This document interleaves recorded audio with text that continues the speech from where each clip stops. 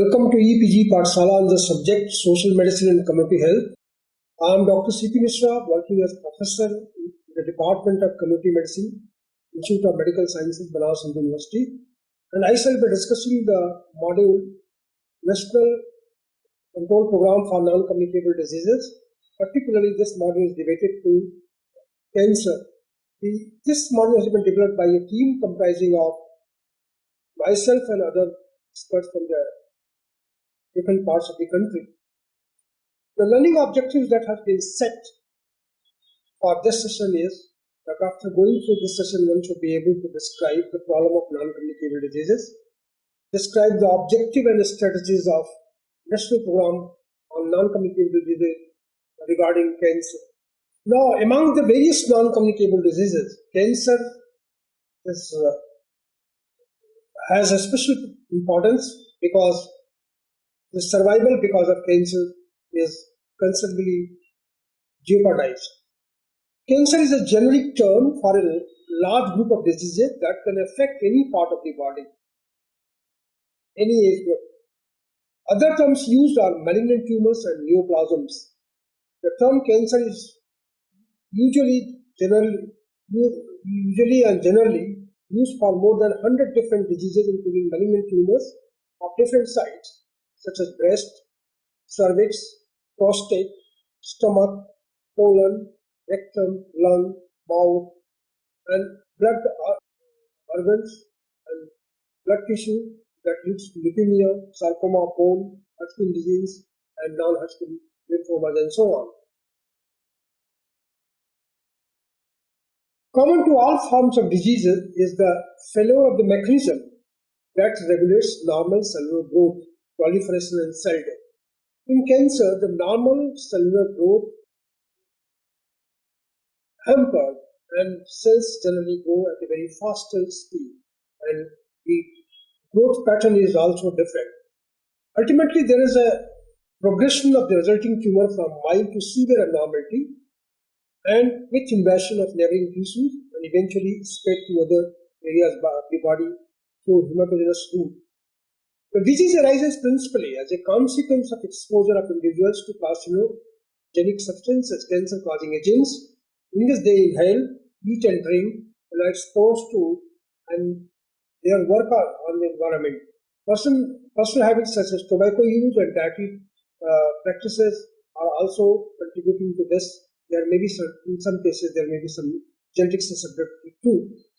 Now, the carcinogens could be physical agents like radiations, like ultraviolet rays, or it could be chemical like asbestos, aflatoxins, particularly storage fungus, and arsenic, particularly. And there could be certain infections, particularly viral infection like hepatitis B. It could be other herpes simplex virus and so on that will be associated with the cancer cervix. What are non-communicable diseases? Non-communicable diseases, also known as chronic diseases, are not passed from one person to person. Person-to-person transmission occurs in case of communicable diseases. Generally, they are of long duration and generally their progression is very slow. In the non-communicable diseases program, number 1, we have discussed in detail about this. The 4 main types of non-communicable diseases are cardiovascular diseases, like heart attacks and stroke. The second is cancer, then diabetes mellitus, and chronic respiratory diseases such as chronic obstructive pulmonary disease and asthma. Non-communicable diseases affect all age groups and all regions of the world. Non-communicable diseases are often associated with older age groups and a number of causes that contribute in this process. Evidence highlights that 16 million of all deaths attributed to non-communicable disease occur before the age of 70. Of these premature deaths, 52% occur in low and middle income countries. Children, adults, and elderly are all vulnerable to the risk factors. These diseases are driven by factors such as aging, rapid unplanned urbanization and globalization, of unhealthy lifestyles leading to high blood pressure, increased blood glucose levels, elevated blood lipids. So these lifestyle diseases are influenced by technological revolutions and life patterns adopted by different people. NCDs currently cause more deaths than all other causes combined, and NCDs deaths are projected to increase from 38 million in 2012 to 52 million by 2030. Approximately 42% of all NCD deaths globally occur before the age of 70 years. 48% of non-communicable disease deaths in low and middle income countries where economic capacity or economic systems are so weak that they are not able to take care of NCDs in a larger context. And 28% in high income countries where individuals aged under 70 years. Age standardized death rates indicate the risk of dying from non-communicable diseases irrespective of the total population size or whether the average age in the population is low or high. And age standardized rate, the death rates can be compared from one area to another area. In 2012, the age standardized non-communicable death rate was 539 per 100,000 population globally. The rate was lowest in high-income countries, 397 per 100,000 population, and highest in low-income countries, 625 per 100,000, and lower middle-income countries, 673 per 1,000 population. This data amply highlights that the countries belonging to lowest in high-income countries and highest in low-income countries, they are the significant contributor to the mortality related to non-communicable diseases. Regionally, age-standardized death rates for NCDs range from 438 per 100,000 in the WHO region of America to 650 per 100,000 in the WHO Africa, South Africa region and Eastern Mediterranean regions. The age-standardized NCD death rates per 100,000 by all age groups by WHO region. Comparable estimates, as I have said earlier, that African region, Southeast Asia region, and are particularly out of the 6 regions of WHO, there are 3 regions that are having more than 600 deaths per 100,000 population. We are considering all the diseases of NCDs. Cancer occupies a very special place. Burden of cancer, where its cancer magnitude and its consequences are quite serious. Worldwide in 2012, around 14.1 million new cancer cases were diagnosed. 8.2 million people died from cancer. 32.6 million people were 5-year cancer survivors. That is, the people who are alive for 5 years after being diagnosed with cancer. By 2025, 19.3 million new cancer cases are expected to be diagnosed each year. So, with increasing life expectancy, changing socio-cultural milieu, and changing lifestyle, changes in environmental conditions, changes in exposure to ionizing radiations, and also the burden of viral, protozoal, and subviral and protozoal and bacterial diseases may change the entire scenario over a period of time. Number of cancer cases and deaths worldwide in 2012, more developed regions, less developing regions. Obviously, the new cases and deaths are more in the less developed regions in comparison with other regions. Cancer incidence in area, oral cavity, lung cancer are the highest. Then followed by stomach, colorectal cancer, pharynx. Particularly in male, the oral cavity cancer is the commonest. This is followed by lung cancer incidence in terms of sight. Now, the same situation, if you see cancer incidence in India in females, the breast cancer incidence is maximum. Then this is followed by cervix cancer, then colorectal, then ovary, then lip and oral cavity. This implies that tobacco consumption, particularly that leads to lung cancer, is more in males than in females. The risk factors of NCDs in general, considered at various levels, that is, we can say metabolic, physiologic risk factors, behavioral risk factors, and underlying drivers. Underlying drivers are social determinants of health, globalization, urbanization, population aging, because these factors, underlying factors, are responsible for causation of initiating the process of, and there are a number of behavioral risk factors. They may contribute to NCD pyramid: tobacco use, unhealthy diet, harmful use of alcohol, physical inactivity. Unhealthy diet particularly refers to, it has been observed that 5 servings of fruits and vegetables can play a very significant protective role. Metabolic functions: raise blood pressure, overweight, obesity, particularly central obesity in developing countries, raise lipids, raise blood glucose.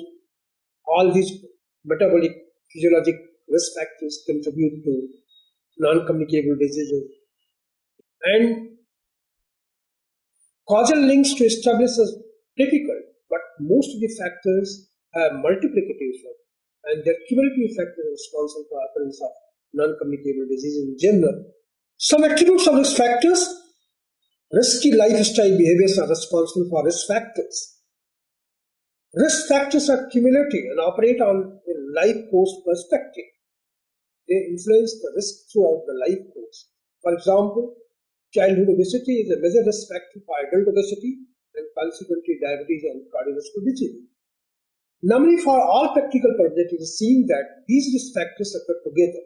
The person who has high blood pressure, others may have also high blood sugar, dyslipidemia, and central obesity. The risk factors are additive and sometimes multiplicative also. This means cumulative small elevations of risk factors are much more harmful than elevation of a single risk factor. Risk factors operate in a continuum. This means that even within the normal ranges, say for example, if we say that blood pressure 140 by 90, if you take the cutoff level, it has been observed that the people below that level, those who are on the higher side of the blood pressure, they have a higher risk. So risk factors operate in continuum. This means that even within the normal range, people with higher level have higher risks. For example, individuals with systolic blood pressure 140 millimeter mercury have a higher risk of cardiovascular disease, stroke, and future deaths than those at the level of 120 millimeter mercury, even though both are within normal range. And therefore, the WHO has formulated a strategy that the blood pressure should be brought to a level which is absolutely normal. This implies to all the risk factors of cardiovascular disease and stroke. In nutshell, today's risky behaviors are tomorrow's risk factors. Whatever risky behavior you are practicing today, that tomorrow it will be risk factors. Today's risk factors will be tomorrow's disease. Thus, primary and secondary prevention of chronic diseases and their common risk factors provide the most sustainable and cost-effective approach to chronic diseases prevention and control. Adult risk factors in India reflect the prevalence of current tobacco smoking, 25% male on an average at least, and female 39% are current smokers. But tobacco consumption in other forms, particularly tobacco chewing and also use of certain paste for oral hygiene, is quite common in India, and that may be responsible to the oral cavity cancers and pharyngeal cancers. Total alcohol per capita consumption liters of pure alcohol 8% and 0.5% females generally. Physical activity 9.2% in male and 15.1% in female. Obesity figures are quite high, and the household fuel use that leads to various carcinogens and Also chronic obstructive diseases are quite high. Now, keeping in view the National Program on Prevention and Control of Diabetes, Cardiovascular Stroke Diseases and Stroke has been launched, and the National Program for Prevention and Control of Diabetes, Cardiovascular Stroke was initiated in the second half of 2010, implemented in 100 backward districts across 21 states during 2010 and 12, and National Cancer Control Program, which was initiated in the year 1975 to 76, has been brought under the umbrella of this. The National Program for Control of Cardiovascular Diseases, Cancer, and Stroke was formulated in 2011 after collaboration of NPDCS with National Cancer Control Program. Now, looking at the program component of NPCDCS program has two components. One is diabetes, cardiovascular diseases, and stroke, and another is cancer. These two components have been integrated at different levels of public healthcare system at sub-center, community health center, and state levels. Now, the first component has been discussed in the previous module, that is non-communicable disease control program number 1. Cancer management or cancer control or the cancer control program. The objectives of cancer component have been: number 1, primary prevention of cancer by health education, especially regarding hazards of tobacco consumption, necessity of genital hygiene for prevention of cervical cancer. Secondary prevention, that is early diagnosis and detection and treatment of cancers, for example, cancer of cervix, breast, and of oropharyngeal cancer by screening methods and patients' education on self-examination methods, and strengthening of existing cancer treatment facilities, which are hopefully inadequate, and palliative care after the providing the necessary treatment. Existing schemes under National Cancer Control Program are: what first? Recognition of new regional cancer centers, RCCs. The idea is to enhance the cancer treatment facilities across the country and reduce the geographical gap in the country in the availability of cancer care facilities. New regional cancer centers are being recognized. A one-time grant of ₹5 crores is being provided to new regional cancer centers. So, first attempt that is being done is the recognition of new regional cancer centers, so that the available facilities for treatment of cancers is brought to the ambit of the people, and the services should be closer to the people. Then strengthening of existing regional cancer centers, because that is also a very important necessity. The one-time grant for 3 crores are being provided to existing regional centers to further strengthen their capacity to deal with cancer patients. Existing schemes under National Cancer Control Program. The third is development of oncology wing. Oncology, medical oncology, surgical oncology, these are the newer emerging areas in the management of cancer. Government hospitals and government medical colleges are provided with a grant of ₹3 crores for the development of oncology wing. Then district cancer control program is another component. The district cancer control program will be implemented by a nodal agency, which may be a regional cancer center or a government medical college or a government hospital with radiotherapy facility. A cluster of 2 to 3 districts are taken up for prevention, early detection, minimal treatment, and provision of supportive care at the district level. The fifth scheme, that is a decentralized NGO scheme. A grant of ₹8,000 per camp will be provided to the non-governmental organization for information, education, and communication activities. Because it has been observed that most of the cancer cases are coming very late to the tertiary institutions and secondary institutions, and therefore it becomes pertinent that people should be informed about these signs and symptom manifestations of cancer, and also it becomes important that they should be informed that what are the warning signals of cancer, so that they can avail the necessary facility and they can and that can be diagnosed early and remedial measures can be started early. For database of cancer cases, National Cancer Registry Programs was initiated in December 1981 by Indian Council of Medical Research, which gives a picture of the magnitude, patterns of cancer, and also trend that with the various inputs, what is happening in the country. And two types of registries are in vogue. One is population-based cancer registry that takes the sample population in a geographically defined area, and we have hospital-based cancer registries take the data from patients coming to a particular health institution. The network of National Cancer Registry Program exists in the country, and most of the idea is that we can have a national, regionally related data. And that is why a network of cancer registries have been created in the country. Now, initially when the cancer registry program was started, there were 3 population-based cancer registries at Bangalore, at Chennai, at Mumbai, and 3 hospital-based cancer registries started at Chandigarh, Dibrugarh, Thiruvananthapuram, and that commenced from 1st January 1982.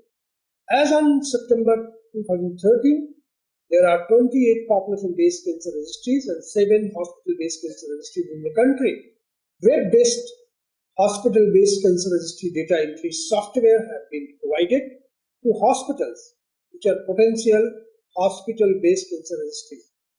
55 centers have been started using hospital-based cancer registry data management program. National Cancer Registry Program has 17 hospitals, including 7 hospital-based cancer registries collaborating in the pattern of care and survival studies for 3 sites of cancer: cervix, breast, head and neck.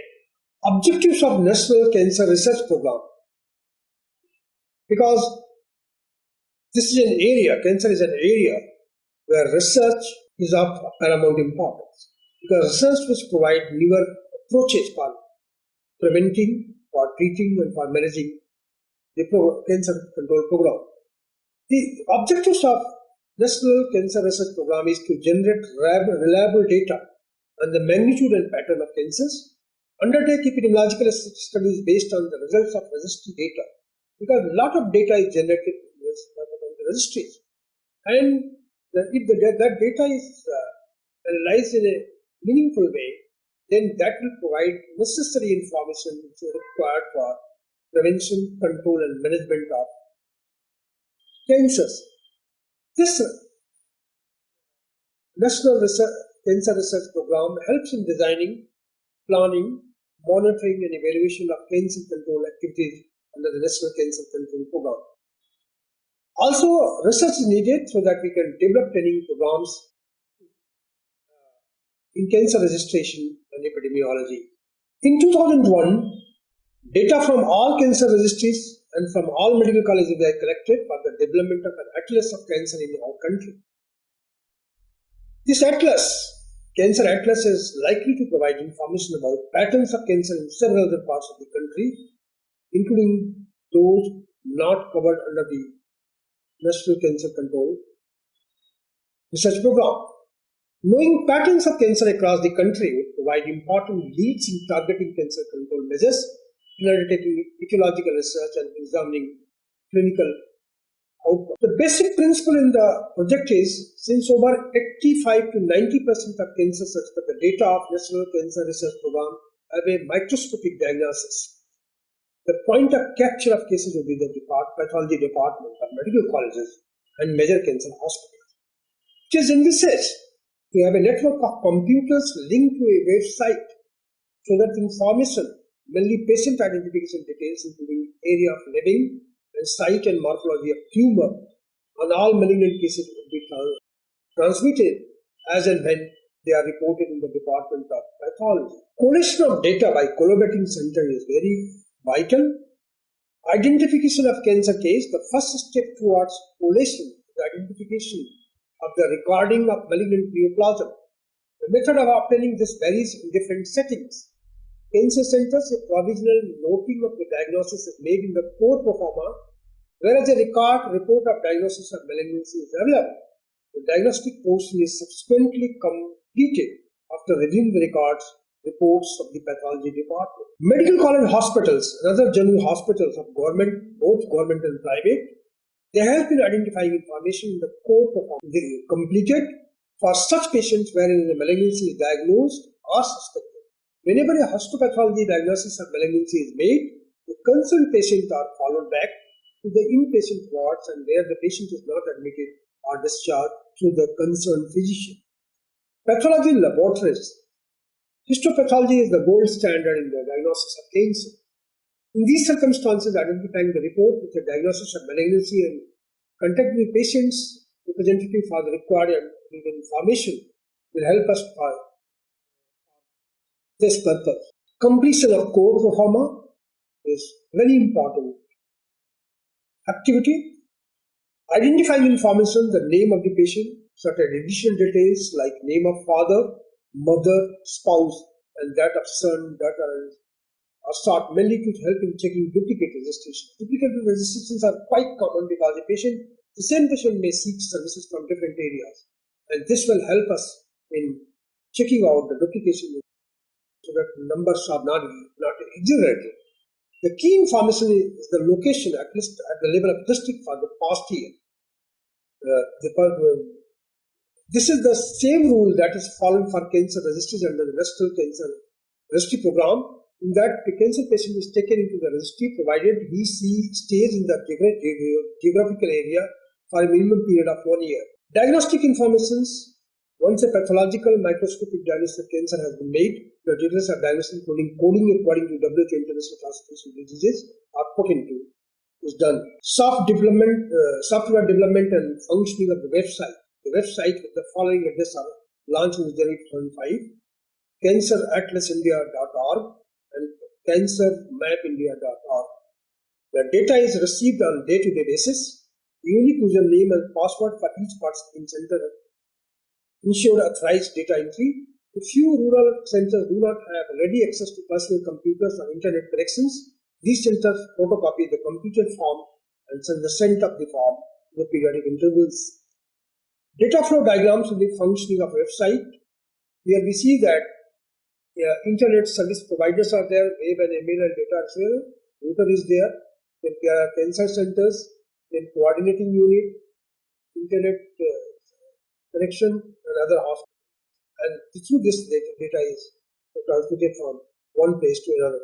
Activities of district training and unit is to training and capacity building of relevant stakeholders, because cancer involves multidisciplinary approach, and therefore not only public, private and NGOs has to be involved, and all stakeholders must be empowered through training initiatives. School awareness programs are important because it has been observed that whatever lifestyle practices are formed during school age are carried in the adulthood. And it has been also observed that majority of the information are passed by school children direct to the parents. And so this becomes a very potential, and also the outreach is maximum because most of the children are available at one particular place. Setting up an extension of tobacco cessation facilities. By setting up tobacco cessation centers is desired. Information, education, communication, media campaign approach, and so on, and monitoring of enforcement of tobacco control law is desired. Now, just to conclude, that with the changing socio-cultural milieu, urbanization, globalization, aging index, population, and due to many socio-cultural factors related lifestyle issues are putting non-communicable disease on rise. And non-communicable disease in general have commonality of factors. And basically there are two types of non-communicable diseases. One refers to cardiovascular diseases, diabetes mellitus, stroke. Other component is cancer. And cancer is one area where it is observed that reporting in developing countries or resource setting, the most of the cases report at very advanced stage where survival is jeopardized. Therefore, it is envisaged that ideal is primary prevention. Through primordial prevention, we should ensure that cancer cases will not occur. And that can be brought on by lifestyle modification, saying no to tobacco, alcohol consumption in moderation, physical activity, 5 servings of fruits and vegetables per day, and so on. So lifestyle modification is important. Self-reporting to the health centers for health checkups, self-breast examinations, and also once people are made aware about warning signals of cancer, probably, and once people are made aware about whatever facilities are available for cancer, probably they will approach to these centers at the early stage and the disease will be diagnosed. A lot of inputs are being provided and government in the National Cancer Control Program, so that those cases which are diagnosed, necessary support, necessary care in terms of surgery, in terms of chemotherapy, radiation support, and also palliative care, and also care after that is taken care of. Cancer is a disease that puts the patient in a very bad shape, catastrophic shape. Entire families' burden is financial burden, social burden, economic burdens becomes very more. And since the dependency ratio is very high in our country, we have to take into cognizance that the survival part is very, very vital, and that can be ensured when the cases are diagnosed at a very early stage. Thank you very much for visiting EPG Pathshala.